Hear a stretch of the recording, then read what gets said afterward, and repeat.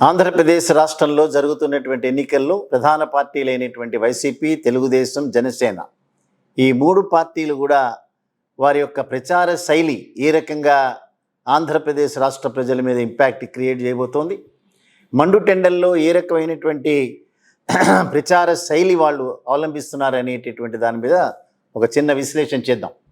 So Jaganmohan Reddy గారిని అయితే గడిచినటువంటి కాలంలో మనం చూస్తూ వచ్చాం. ప్రపంచంలోనే ఎవరూ చేయనటువంటి విధంగా దాదాపు 3700 కిలోమీటర్ల పైచెలుకు సంవత్సరం పాటు సాగినటువంటి పాదయాత్ర ఏదైతే ఉందో నభూతో నభవిష్యత్ అనేటటువంటి రీతిలో సాగింది. ఆ పాదయాత్ర వల్ల ఎవరికి 5 సంవత్సరాలు అధికారాన్ని కూడా తీసుకొచ్చి పెట్టింది. ఈ తర్వాత జరుగుతున్నటువంటి అనేక రకాల కార్యక్రమంలో వారు తీసుకున్నటువంటి బస్సు యాత్ర ఏదైతే ఉందో అదే రకంగా సిద్ధం అనేటటువంటి సభల్లో 4 ప్రాంతాల్లో పెట్టినటువంటి తీరు కానీ సో ప్రజల మీద డైరెక్ట్ ఇంపాక్ట్ క్రియేట్ చేయటమే కాకుండా వారు ఏదైతే ఇంతవరకు అమలు చేసినటువంటి సంక్షేమ కార్యక్రమాలు ఉన్నాయో వాటి వలన బెనిఫిట్ అయినటువంటి అనేక మంది స్వచ్ఛందంగా వారి యొక్క సభలను అటెండ్ చేయటం అనేటటువంటిది మనం చూసాం. సో దానికి భిన్నంగా చంద్రబాబు నాయుడు గారు చిన్న సమావేశాలు అటెంప్ట్ చేస్తూ రాజమండ్రి సెంట్రల్ జైల్లో 53 రోజులు ఉన్నప్పుడు శరీరంలోని ప్రతి అవయవానికి ఏదో ఒక రకమైనటువంటి అనారోగ్యం ఉందని రాతపూర్వకంగా కోర్టుకు సమర్పించినటువంటి చంద్రబాబు నాయుడు గారు ఇప్పుడు ఏ రకమైనటువంటి సమస్యలు లేనటువంటి రీతిలో ప్రజల మధ్యకు వెళ్తున్నారు. ప్రజల మధ్యకు వెళ్ళటమే కాకుండా అనేక రకాలైనటువంటి వివాదాస్పదమైనటువంటి వ్యాఖ్యలు చేయటం కూడా గడిచినటువంటి కాలంలో మనం అబ్జర్వ్ చేశాం. ఎక్కువ వివాదం క్రియేట్ చేసినటువంటి అంశం ఈరోజు వారు మాట్లాడుతూ బిఆర్ అంబేద్కర్ కోనసీమ జిల్లాలో రావులపాలెం ప్రాంతంలో కొత్తపేట అనేటటువంటి ప్రాంతంలో వారు మాట్లాడుతూ ఆ ప్రాంతంలో రావులపాలెం ప్రాంతంలో కిరాణా దుకాణాల్లో కూడా గంజాయిని అమ్ముతున్నారు అనేటటువంటి ఒక తీవ్రమైనటువంటి ఆరోపణ చేశారు. ఆరోపణ చేయటమే కాకుండా దాన్ని తీసుకుని వెళ్ళి జగన్మోహన్ రెడ్డి గారి మెడలో వేయటానికి ప్రయత్నం చేయటం, అదే రకంగా అక్కడ ఉన్నటువంటి వ్యాపారస్తులందరినీ కూడా గంజాయి అమ్మేటటువంటి వ్యక్తులుగా చిత్రీకరించే ప్రయత్నం చేశారు. దానికి స్పందనగా ఛాంబర్ ఆఫ్ కామర్స్ అనేటటువంటి ఆ సంస్థ దానికి పిలుపునిస్తూ రావులపాలెం అనేటటువంటి మొత్తం ఏరియాని కూడా బంద్ చేయాలనేటటువంటి పిలుపునిచ్చారు. సో చంద్రబాబు నాయుడు తన యొక్క వ్యాఖ్యల్ని వెనక్కి తీసుకోవాలని చెప్పి డిమాండ్ చేశారు. చేయటమే కాకుండా ఆర్య వైశ్య సంఘాలన్నీ కూడా నదుపు తప్పి నోరు కనుక జారితే తీవ్రమైనటువంటి పరిణామాలు ఉంటాయని చెప్పి వారు తీవ్రంగా ఆరోపించారు.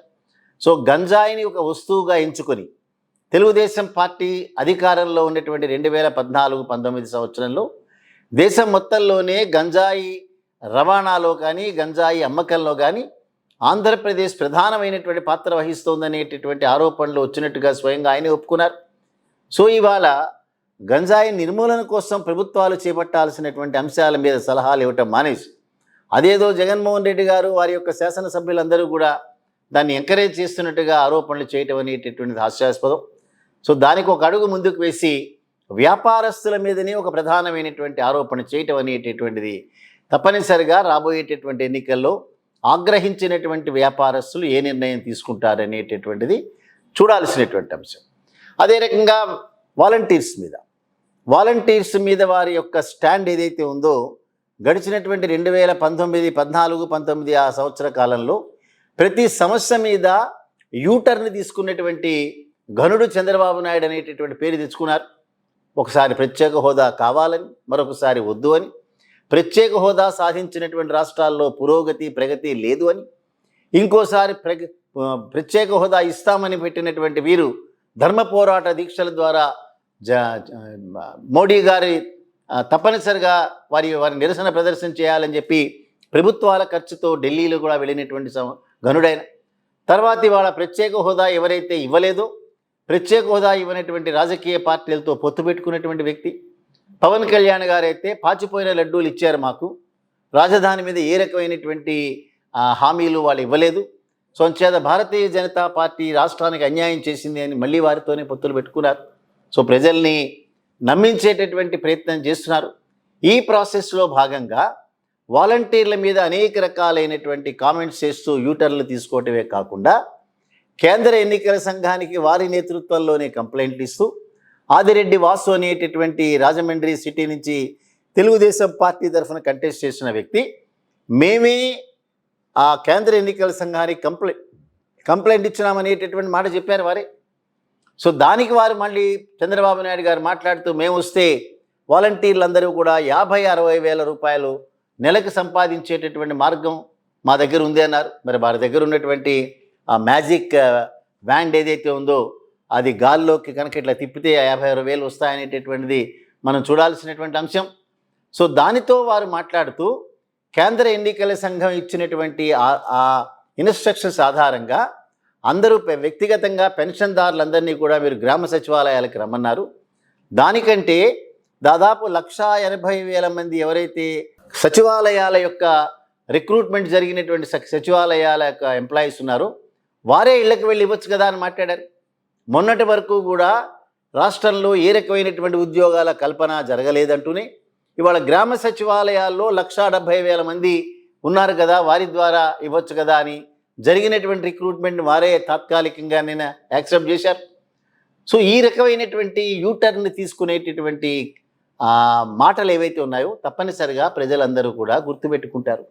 అదే రకంగా భారతీయ జనతా పార్టీతో పొత్తు మీద ఒక విలేకరి మాట్లాడినప్పుడు, పొత్తు అనేటటువంటిది తాత్కాలికంగా మాత్రమే పెట్టుకున్నాము, అది కూడా వారు మా దగ్గరికి వచ్చి మమ్మల్ని పదే అడగటం వల్ల పెట్టుకున్నారని చెప్పారు.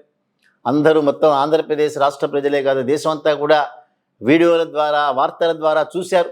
అర్ధరాత్రి 12 గంటలకి వీరే వారి దర్శనార్థం వారి యొక్క కటాక్ష వీక్షణాల కోసం వెయిట్ చేసినటువంటి సందర్భాలు, చివరికి వారి యొక్క కాళ్ళకు కూడా నమస్కరించి పొత్తు పెట్టుకునే సందర్భాలు అందరూ చూశారు.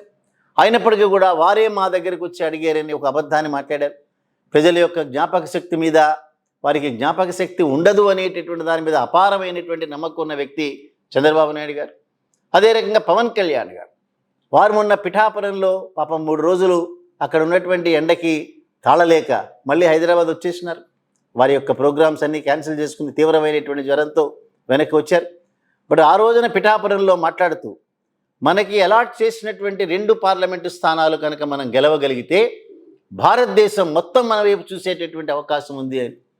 సో 25 పార్లమెంటు స్థానాల్లో 2 పార్లమెంటు స్థానాలు మాత్రమే వీళ్ళు కంటెస్ట్ చేస్తున్నారు. అందులో ఒక పార్లమెంటు స్థానంలో వైసీపీ నుంచి వచ్చినటువంటి వ్యక్తి, 2వ పార్లమెంటు స్థానాన్ని కంటెస్ట్ చేసిన వ్యక్తికి ఊరు పేరు తెలియదు. సో వాళ్ళు గెలుస్తారా లేదా అన్న దాని మీద ప్రధానమైనటువంటి డౌట్. అయినప్పటికీ కూడా ఒకవేళ ఎన్డీఏ ప్రభుత్వం రేపొద్దున అధికారంలోకి వచ్చినా ఈ 2 పార్లమెంటు స్థానాలకి విలువే లేదు వాళ్ళ దగ్గర.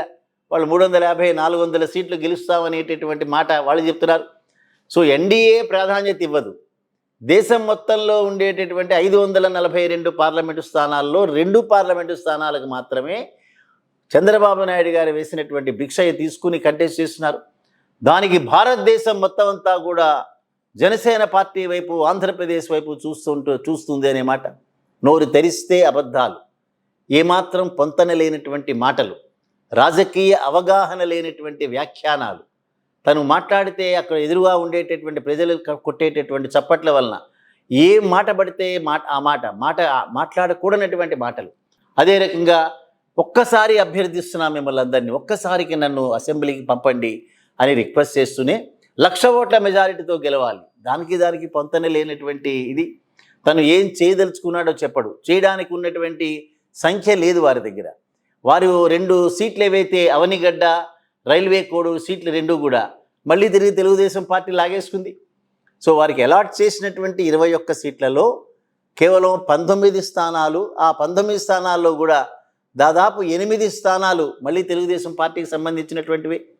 సో ఈ రకమైనటువంటి అవకతవకలతోనూ, ఈ రకమైనటువంటి ఒడిదుడుకులతోనూ తను చేసేటటువంటి ప్రయాణం భారతదేశం దృష్టిని ఆకర్షిస్తుందని అబద్ధాలు చెప్పడం. ఏవైనప్పటికీ కూడా చంద్రబాబు నాయుడు కానీ, పవన్ కళ్యాణ్ కానీ సమావేశాల్లో, బహిరంగ సభల్లో మాట్లాడడానికి ఏ రకమైనటువంటి మ్యాటర్ లేకపోవటం. సో మ్యాటర్ లేనటువంటి సందర్భంలో పబ్లిసిటీ మీద మాత్రమే ఒక పిచ్చితో అనేక రకాలైనటువంటి వ్యాఖ్యానాలు చేయటం.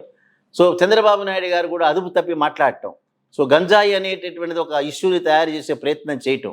నిన్నటిదాకా వివేకానంద రెడ్డి హత్య అనేటటువంటి దాని మీద పొంతలేనటువంటి వ్యాఖ్యానాలు చేస్తూనే ఆయనను చంపినటువంటి వ్యక్తిని కూడా తీసుకుని వెళ్ళేటటువంటి కార్యక్రమాలు చేయటం. ఏవైనప్పటికీ ఇవన్నీ కూడా ప్రజలు అమాయకులు కాదు.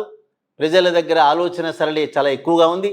సో మీరు మాట్లాడినంత మాత్రాన ప్రజలందరూ నమ్ముతారని అనుకోవటం కానీ, మీకు సంబంధించినటువంటి మీడియా ఎడతెరిపి లేనటువంటి అబద్ధాలు చెప్పినంత మాత్రాన ప్రయోజనాలు పొందినటువంటి ఆంధ్రప్రదేశ్ రాష్ట్ర ప్రజలు, పౌరులు మీకు లొంగి మీ ఫేవర్లో మాట్లాడతారనుకోవటం అవివేకం అవుతుంది. ఏవైనప్పటికీ చూద్దాం, మే 13వ తేదీన జరిగేటటువంటి ఎన్నికల్లో ప్రజలు ఏ రకమైనటువంటి తీర్పు ఇస్తారనేటటువంటిది చూడాల్సినటువంటి అంశం.